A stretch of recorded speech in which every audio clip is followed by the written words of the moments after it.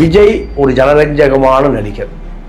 ஆனால் ராகவா லாரன்ஸ் பேய், பிசாசு, பில்லி, சூனியம், காட்டேரி, ரத்த காட்டேரி, இந்த மூட நம்பிக்கைகளை விதைத்த ஒரு முட்டாள். அரை கிலோமீட்டர் இருக்கக்கூடிய ஒரு முதலமைச்சரை ஏன் இன்னைக்கு வரைக்கும் ராகவா லாரன்ஸுக்கு அனுமதி கொடுக்கல? ஏன் அவரை இவர் சந்திக்கல? இவர் விரும்பினாரா, அவர் விரும்பவில்லையா? இல்லை அவர் விரும்பினாரா, இவர் விரும்பவில்லையா? இதுக்கு இன்னைக்கு விடை தெரியல. யார் வந்தாலும் ரஜினியை ஒரு ஆதரவாக கையில் எடுத்துக்கிறாங்க. இவரும் ரஜினி ஆதரவோடு ஆசீர்வாதத்தோடு அப்படின்றாரு. அங்கே ரஜினிக்கும் இதுக்கும் சம்பந்தம் இருக்கா? ரஜினி எல்லாம் மறந்து மக்கள் மட்டை ஆயிட்டான். அதனால இனி ரஜினியை யார் சொன்னாலும் ஒரு டெபாசிட்டே கிடைக்காது. பல தொண்டுகள் எல்லாம் மக்களுக்கு தெரியாதெல்லாம் செஞ்சுட்டு இருக்காரு அப்படின்லாம் சொல்றாங்க. தொண்டுகள் செய்யறதுனால அரசியல் மக்கள் செல்வாக்கு வந்துருமா? ஒரு 5 லட்சம் ரூபாய்க்கு பொருள் கொடுப்பாரு, 10 லட்சம் ரூபாய்க்கு விளம்பரம் கொடுப்பாரு. இதுதான் தொண்டு. பாலாவுக்கு பின்னாடி லாரன்ஸ் இருக்காரா? பாலாவுக்கு பின்னாடி லாரன்ஸ் இருந்தால், லாரன்ஸுக்கு பின்னாடி பாலா இருந்தாலும் சரி, இல்லை இவர்களுக்கு 2 பேருக்கு பின்னால் ஏதாவது நடிகைகள் இருந்தாலும் சரி, இந்த திரைப்பட நடிகர்களுக்கு அரசியல் சுட்டு போட்டாலும் வராது.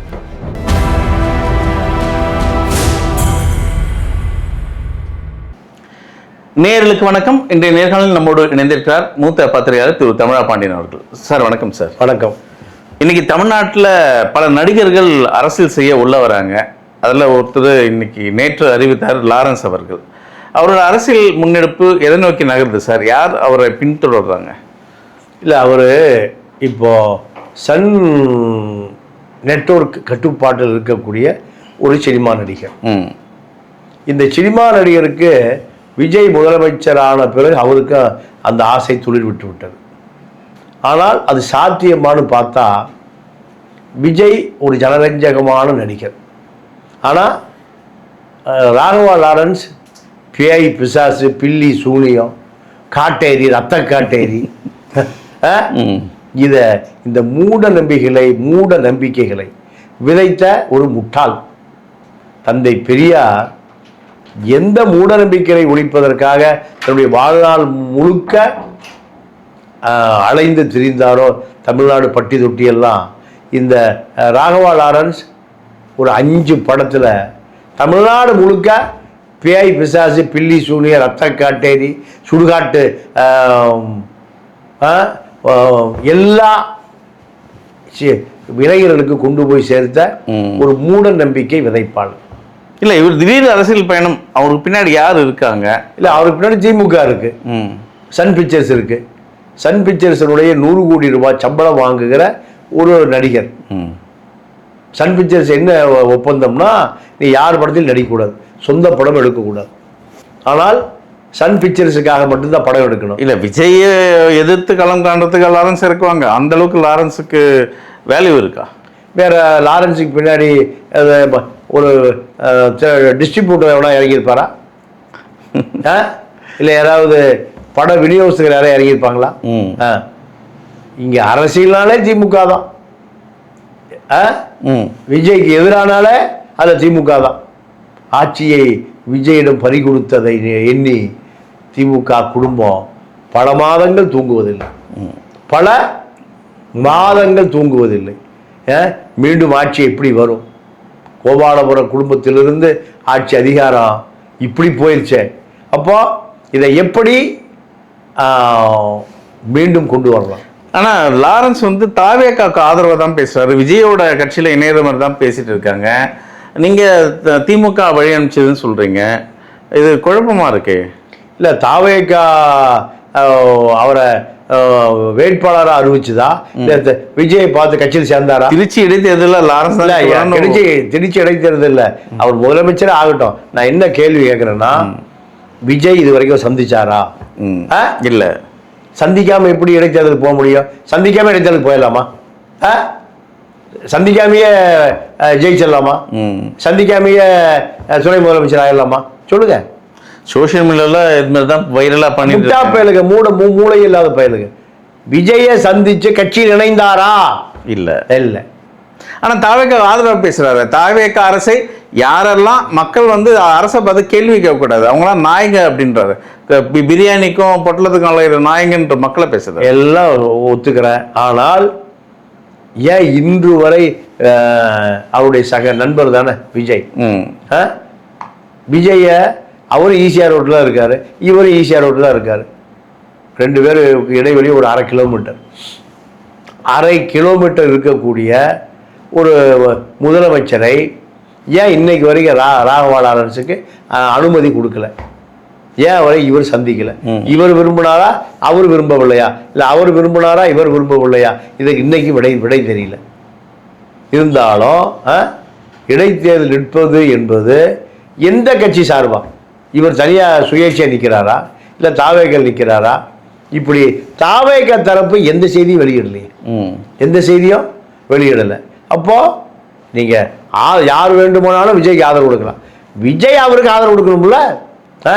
தமிழ்நாட்டில் இருக்கிற 6-7 கோடி பேருக்கு விஜய் தெரியும். ஆனால் இவர்களை விஜய்க்கு தெரியுமா? இதுதான் சந்தேகம். ராகவா லாரன்ஸை பொறுத்த வரைக்கும் அரசியல் ஆசை வந்து விட்டது. நேரடியாக முதலமைச்சர் ஆசை தான், அது குறைவாக எந்த ஆசையும் இல்லை. இந்த பில்லி சூனியம் மந்திரவாதி ரத்தக்காட்டேரி படம் எடுக்கிற இந்த ராகவா லாரன்ஸுக்கு. ஆனால் மக்கள் ஓட்டு போடுவார்களா?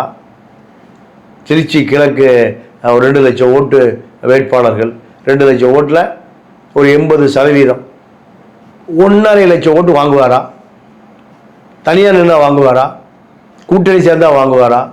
இல்லை விஜய் கட்சி இந்த சீட்டு கிடைக்குமா, ஜெயிப்பாரா? இது எதற்குமே பதில் இல்லை. யார் வந்தாலும் ரஜினியை ஒரு ஆதரவாக கையில் எடுத்துக்கிறாங்க. இவரும் ரஜினி ஆதரவோடு ஆசீர்வாதத்தோடு அப்படின்றாரு. அங்கே ரஜினிக்கும் இதுக்கும் சம்பந்தம் இருக்கா? ரஜினியை மக்கள் மறந்து பல வருஷம் ஆகிப்போச்சு. ரஜினி படத்திலேயே கேரளா, கர்நாடகா, ஆந்திரா முன்னணி ஹீரோக்கள் மோகன்லால் உட்பட புனித் ராஜ்குமார் இப்படி பல பேரை படத்தில் காமிச்சா தான் ரஜினி படமே போனியாகுது. இது ரஜினியே போனி ஆகாமல் இருக்கார். ரஜினி ரசிகர்கள் பூரா 75 வயசு ஆகி போச்சு. 20 வயசில் ரசிகர்களாக இருந்தவர்கள் இப்போ எத்தனை வயசு ஆகி போச்சு? 75 வயசு ஆகி போச்சு. ரஜினியை மக்களெல்லாம் மறந்து ரொம்ப நாளாகி இப்போ ரஜினி பொண்டாட்டியே நினைவு வச்சிருக்கல. ஏன்னா அவருக்கே படம் புக்காறது இல்லை. அப்போ மக்கள் எப்படி ஓட்டு போடுவான்? அதெல்லாம் காலாவதியான மருந்துகள், வீரியமே இல்லாத மருந்துகள், தூக்கி எறியப்பட்ட மருந்துகள். அதனால் ரஜினி கதையெல்லாம் 25 ஆண்டுகளுக்கு முன்பு தேவைப்பட்டது. இப்போ 25 ஆண்டுகளுக்கு பின்பு ரஜினி எல்லாம் மறந்து மக்கள் மட்டை ஆயிட்டான். அதனால் இனி ரஜினியை யார் சொன்னாலும் ஒரு டெபாசிட்டே கிடைக்காது. ராகவா லாரன்ஸ் குறிப்பாக பல தொண்டுகள் செஞ்சுருக்காரு. அது பின்னாடி அவர் பேட்டி கொடுக்கும்போது பார்த்துருக்கீங்க, ஒரு 6 பேரை நிற்க வச்சுருந்தாரு. இவங்களாம் நான் தான் வளர்த்து ஆளாக்கியிருக்கேன் அப்படின்லாம் சொன்னார். பல தொண்டுகளெல்லாம் மக்களுக்கு தெரியாதெல்லாம் செஞ்சுட்டு இருக்காரு அப்படின்லாம் சொல்கிறாங்க. தொண்டுகள் செய்கிறதுனால அரசியலில் மக்கள் செல்வாக்கு வந்துடுமா? இல்லை, அவர் ஒரு 5 லட்சம் ரூபாய்க்கு பொருள் கொடுப்பாரு, 10 லட்சம் ரூபாய்க்கு விளம்பரம் கொடுப்பார். இதுதான் தொண்டு. ஏதாவது கொரோனா வந்த பொழுது, சுனாமி வந்த பொழுது, வெள்ளம் வந்த பொழுது இந்த ரஜினிகாந்த் செஞ்சது என்ன, ராகவா லாரன்ஸ் செஞ்சது என்ன? விளம்பர பெரியர்களை தவிர இந்த திரைப்பட நடிகர்கள் உண்மையான மக்களை நேசிக்கக்கூடிய மனிதாபிமானிகளே இல்லை. இன்னைக்கு வரைக்கும் திரைப்பட நடிகர்களுக்கு ஒரு இலவச மருத்துவமனை நடிகர் சங்கம் சார்பா இல்லை. ஏன் லாரன்ஸ் கட்டி கொடுத்துருக்கலாமே? கண்டிப்பா நடிகர் ஏறக்குறைய இந்த திரைப்படத்தை நம்பி ஒரு பல ஆயிரம் பேர் வாழ்றான். அவர்களுக்கு கர்ப்பிணி பெண்களுக்கு பிரசவ காலத்தில் இலவச ஒரு பிரசவ மருத்துவமனை லாரன்ஸ் அறக்கட்டளை சார்பா ஏதாவது இருக்கா? இல்லை. யாரை ஏமாற்றுகிறீர்கள்? ஒரு படம் வர்றதுக்கு முந்தி விளம்பரம், படம் முடிஞ்சால் போய் படுத்துக்குவாங்க. இதுதான் அந்த கோடம்பாக்க அரசியல்வாதிகளுடைய பிழைப்பு. இவர்கள் எல்லாருக்கும் முதலமைச்சர் ஆகும்.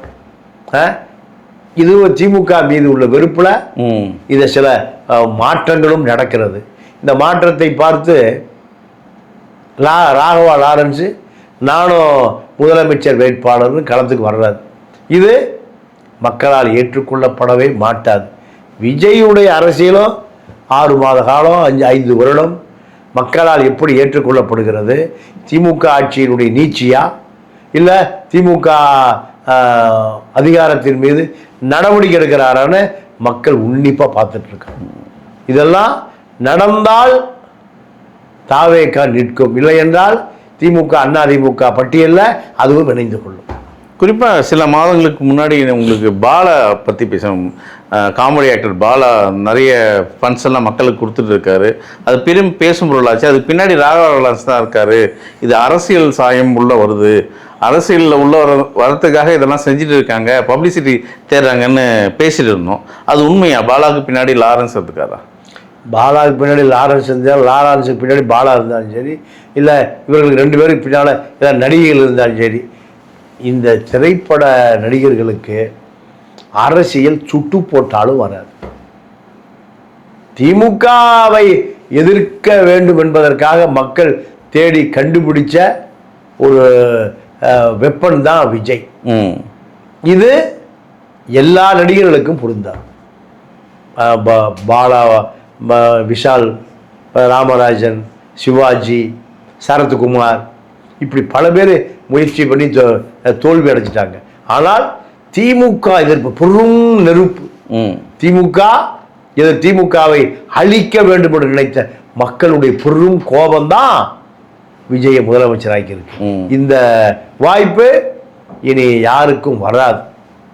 ஏன்னா காலம் சூழல் ஆதவ் அர்ஜுனா போன்ற பெரும் கோடீஸ்வரர்கள் இறக்கிய பல கோடி ரூபாய், voice of common, Vikravandi, Tiruchi, Madurai, இப்படி கோடிகளை இறக்கியது உடைய விளைவு திமுக ஒழிக்கப்பட்டது, திமுக அழிக்கப்பட்டது. இதில் பிறந்த குழந்தை தான் தாவேகா. இந்த வாய்ப்பு இனிமேல் யாருக்கும் வராது. நீங்கள் குழந்தைய தான் தாவேக்கான்றீங்க. அந்த குழந்தைய வளர்த்தது ஒரு ரூட்ஸ் நிறுவனம் அப்படின்னு திவ்யா சத்யராஜ் நேற்று ஒரு பேட்டியில் சொன்னாங்க.